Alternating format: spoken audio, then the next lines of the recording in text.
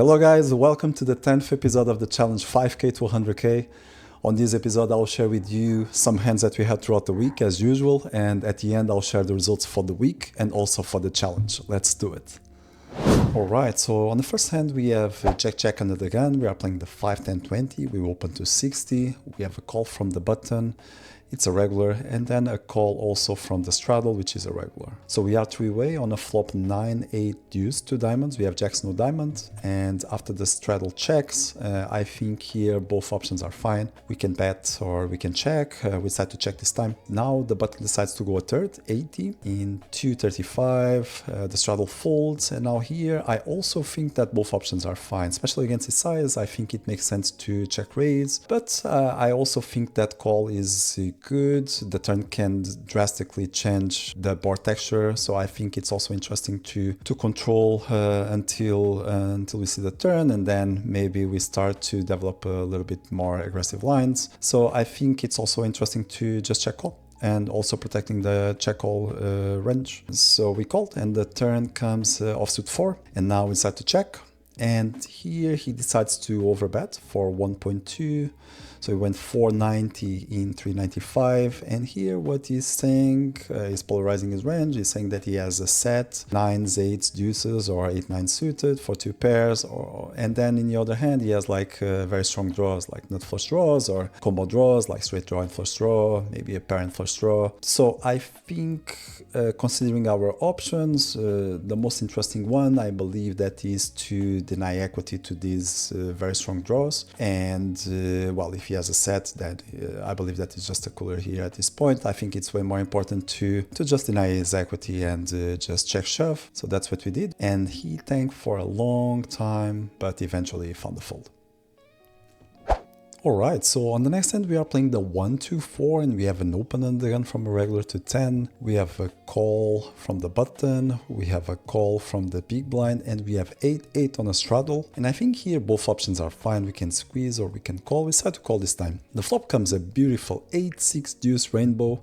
Big blind checks, and we decide to check. We wanted to go for a check raise, but unfortunately everyone checks. The turn brings 3 and open hearts, and now the big blind decides to check, and I think here we need to start to build a pot. So we went for half pot. We went 25, it was fold, and the big blind decides to call. The river is a really interesting card. It comes an 8 of hearts, so now we have quads and the flush completes. And now the big blind decides to check, and I think here it's really interesting to understand what would be our best options and understanding what we are targeting. So if he has a 6, a 3 of a deuce, probably if I go large, he might fold the 3x, the deuce x. Maybe he can call sometimes a 6x, but maybe he will also just call like flushes, which would be a disaster, right? So if we go small, we make him call with all of the pairs, so 6x, 3x, and 2x. That is great, but also the flushes will raise. And I think that it will be the best interesting option. So here I decided to go 25%, so I just went 25, and now he decided to raise. He went for 137, and of course here we have a very easy shove. We shoved, and I think here he's gonna have a lot of the flushes when he check raises, and he decides to call. He had 9, 7 of hearts. I put this hand here because I really think it's interesting on the river to understand what we are targeting and what is the most effective size for what we are targeting. So in this case, I think the small size is way more effective because we can still get calls from the 6x, 3x, and deuce x, but we also get the raises from the flushes, and then we can put on top and make him on decision for the rest. So it's really understanding what would be the best sizing for what we are targeting. Let me know what you think about this hand, guys. All right, so on the next hand we are playing the 2, 4, 8, and we have an open from a regular to 20 on a small blind, a recreational calls, and we are on the straddle with 5, 4 off, and on this structure I believe that is an easy defend. The flop comes 6, 6, 3,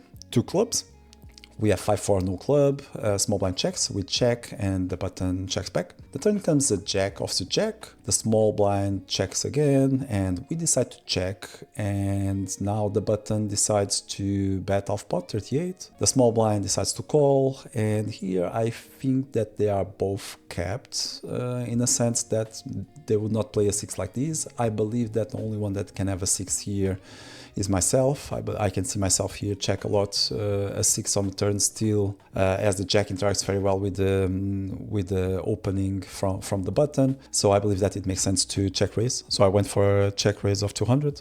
The button folds and now the small blind decides to call. The river comes a brick, a 9 of spades, and now after he checks, the pot is 5-14. We have a little bit over pot behind. We are completely on our bottom of our range. We don't block any clubs, which is great. So I believe that it makes sense to continue our bluff. So we went for a jam and he tanked for a long time and he decides to fold. Alright, so the next hand, it was a really interesting one. We have an open under the gun from a regular to 16. We are playing the 2-4-8 and we are on a straddle with 7-6 off, and against 2x on this structure is a really easy defend. The flop comes queen 7-3 rainbow and we check, he goes a third and we have a very easy call. The turn comes the 7 of spades, and this card is really good for our range. We're gonna have way more 7x than him, so I believe that it makes a lot of sense to develop a leading line here, and we can also balance with some spade draws or with some 5-6 or 5 suited. So we decide to go 75%.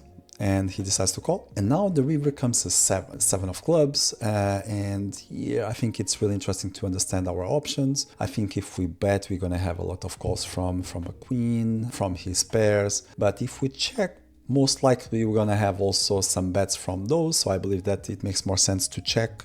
And now he went in a pot of 220, a really interesting size. He went for 35 only, and I think here what he realized it was that my range here is going to be a lot of missed draws, so I'm going to have a lot of missed flush draws, lots of 5-6, 4-5, and occasionally a little bit over the 7. So what he's trying to do with this 35 is to induce some bluffs from my part. He also knows me as a very aggressive player that put a lot of pressure. So understanding that, I think it makes sense for us to just go all in. And if he thinks that I'm capable of being bluffing here, he's going to be on a really tough spot here with his queen X or his over pairs. So I just went for max value. I went for all in and he tanked for some time, and he decided to call with pocket aces.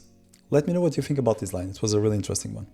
Alright, so on the next hand we are playing the 1-2-4 and we have queen under the gun. We open to 12 and now we have a 3-bet from the regular on the small blind to 52, and we are playing a little bit over 150, like 160 big blinds deep. I decide to call. And the flop comes king jack 10 rainbow, and definitely a better board for him. He decides to go quarter. We have a very easy call. The turn comes a deuce and open hearts, and now he decides to check, and I decide to check back. And the river comes a 7 of diamonds, completely brick, and now in 178 it takes a long time and bet 122, and here I think my hand is not going to be good a lot of the times, and I think he also is going to be capped to one pair a lot. We can have still the nutted hands. I can see myself here checking back ace queen with the heart for deception on the turn. So I decided to go for very aggressive line here. I decided to jam as a bluff. I think he's able to fold aces and ace king here a lot. I can still have ace queens. Maybe I can still play here like jacks with a heart like that. So I think it's a little bit aggressive. I'm not sure if he's gonna fold all the time aces and ace king, and if he's not, then I think that this might be a bad bluff. But if he's folding that hands, then I think it's an interesting line. A little bit of a variance here. I assume that he tanks for a long time and eventually he decided to fold. Let me know what you think about this one. Alright, so on the next hand we are playing 5-10-20. We have an open from a regular to 50 and we are on the straddle with ace-10 off. Very easy defense. The flop comes a very interesting 9-8-7 with 2 clubs. We have the ace of clubs, so we decide to check and it checks back.